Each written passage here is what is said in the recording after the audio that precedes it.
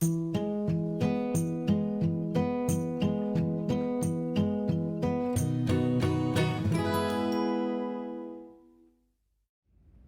Emily. I'm Audrie. I'm Autumn. I'm Paige. And we did schizophrenia. Schizophrenia is a debilitating chronic mental disorder that impacts an individual's behavior, speech, cognitive skills, social skills, executive functioning, and occupational performance. Clients with schizophrenia may experience positive and or negative symptoms. These symptoms cause a separation from reality and the possibility of having difficulty performing in daily functioning. Positive symptoms include delusions, hallucinations, disorganized speech, and behavior. Thought processes become difficult for individuals with schizophrenia as they experience perceptual disturbances, intrusive thoughts, and metacognition alterations. Negative symptoms include decreased motivation, lack of sleep, avolition, and decreased emotional expression. Either positive or negative symptoms must be present for a crucial time span duration 1 month and persistent for 6 months in order to be diagnosed. These symptoms may be experienced between late adolescence and mid-30s, affecting less than 1% of the global population. Those with the condition are likely to live longer and have better prognosis with a social and emotional support system, whether it's a caregiver, close friend, spouse, or family member. For assessments, there's the mini-mental assessment that assesses orientation to time, place, registration, attention and calculation, deflated recall, language, repetition, and complex command. It is important to know where the deficit is, and it's important to also remember that this does not assess executive functioning.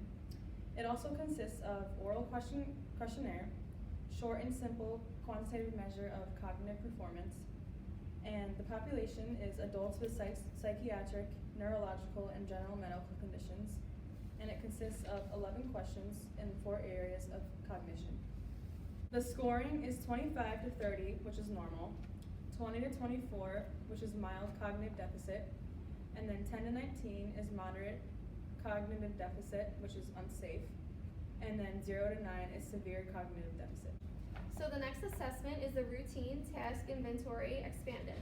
This is an evidence-based cognitive ability and a subjective self-testing tool that assesses 25 activities of daily living and instrumental activities of daily living.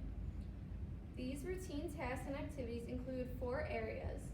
The first one being physical scale ADLs, the second one being community scale IADLs, the third one communication scale, and 4 work readiness scale.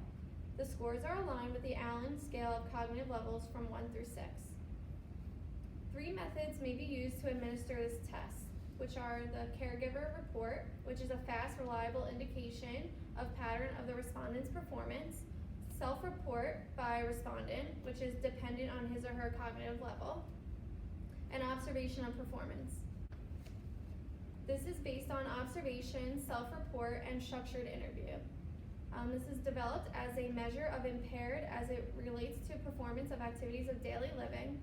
The population for this assessment is adults who may have cognitive impairments, including those with stroke, dementia, or schizophrenia. The next assessment that we can use is called the Safety Assessment of Function in the Environment for Rehabilitation Health Outcome Measure and Evaluation, which is called Safer Home, version 3.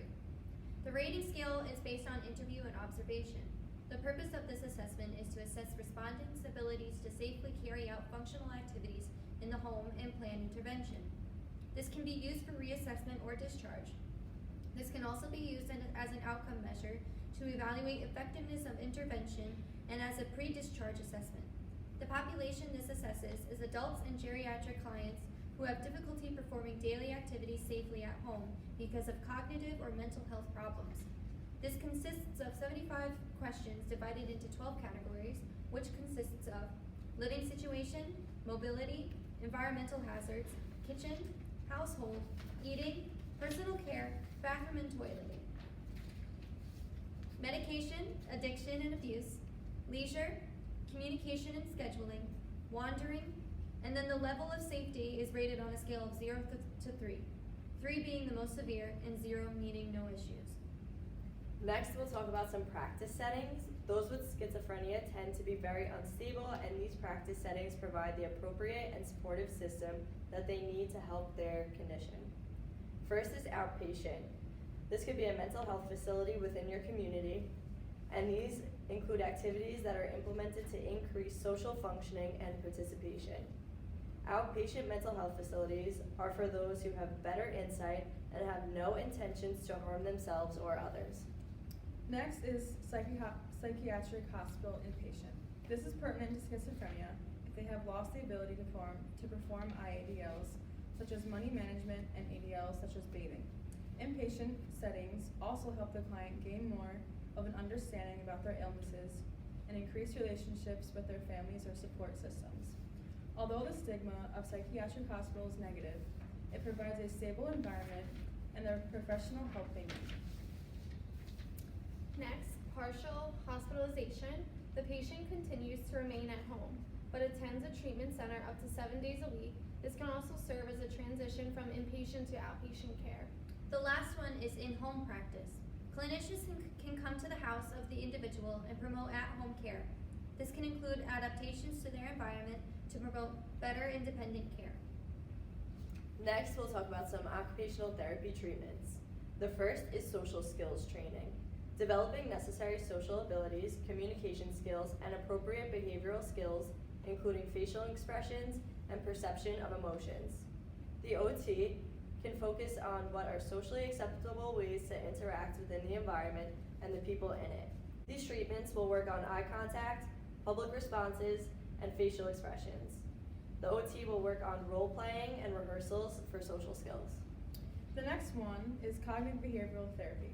This is one of the treatments an occupational therapist would implement on the client to decrease psychotic thoughts, delusions, and hallucinations, while focusing on how they can change them. Another big focus is on how the client feels and their behavior. The positive symptoms, such as delusions and hallucinations, are worked on by reality testing to help the client realize what is the truth and what is not. For instance, tape recorders or cameras are set up for hallucinations to indicate that what they are perceiving are false. After positive symptoms are addressed, the negative symptoms are treated by ensuring the client is taking their medication and helping them gain awareness of their dysfunctions. With CBT, there are improvements in mood, decrease in social anxiety, along with a decrease in positive and negative symptoms. An OT referencing to CBT may focus on what behaviors are socially acceptable, reconstructing inner thoughts, finding appropriate and healthy coping skills, and working on metacognitive skills. Lastly, clients need to have self-awareness in order to implement this specific treatment. Safety education is aimed towards maintaining shelter and food resources. People with schizophrenia are often hospitalized for the lack of these resources. There's also side effect management. One aspect of treatment that an occupational therapist can provide for a client with schizophrenia is medication management.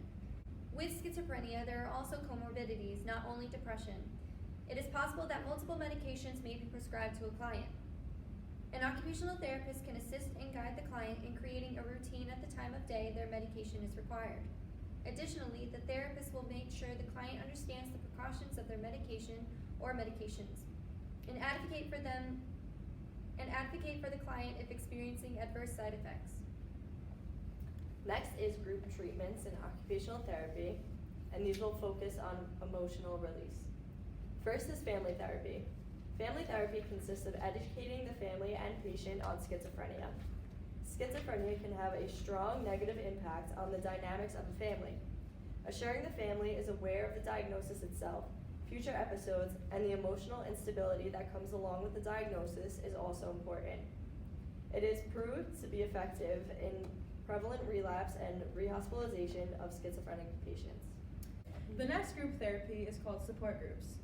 Support groups can be very beneficial because connecting with others who are constantly struggling on the same level can definitely help cope better. Life skills and IADLs are also severely affected.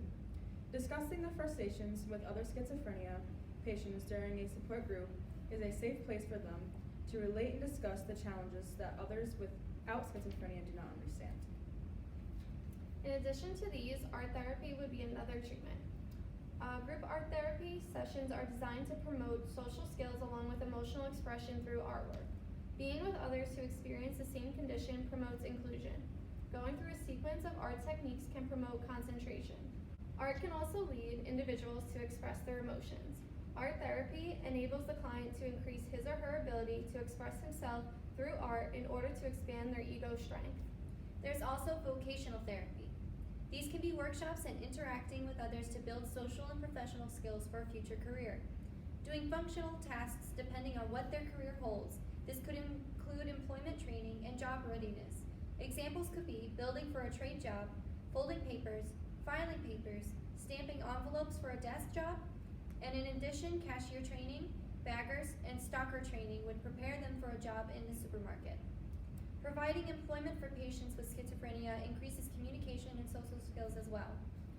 For our evidence-based practice articles, we used an article by Morris P. and Lloyd C., which is called Vocational Rehabilitation in Psychiatry, a Reevaluation. This we used for our group treatments, which was vocational therapy. In addition, we referenced Art Therapy Used in Treatment of Schizophrenia by Honig. These two articles provide evidence in support of treating schizophrenia. Finally, these are our references. Thank Thank you. you.